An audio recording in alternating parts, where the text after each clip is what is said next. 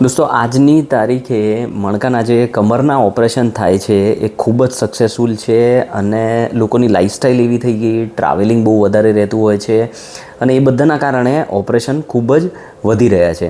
આ operations successful પણ છે. તમારે એમાં શું જોવું જોઈએ? સૌથી પહેલાં તો લેટેસ્ટ ટેકનિક યુઝ થવી જોઈએ. તમારે તમારા ડૉક્ટરને જ્યારે પણ તમને એડવાઇસ આપવામાં આવે ત્યારે તમારા ડૉક્ટરને તમારે પૂછવું જોઈએ કે આ ઓપરેશન મિનિમલી ઇન્વેઝિવ ટેકનિકથી થશે કે નહીં થાય, અને તેમાં પણ એન્ડોસ્કોપી થ્રુ દૂરબીનથી ઓપરેશન થશે કે નહીં થાય. જો દૂરબીનથી ઓપરેશન ન થઈ શકે એવું હોય તો તેમાં મિનિમલી ઇન્વેઝિવ એપ્રોચ યુઝ થવો જોઈએ આઈડિયલી.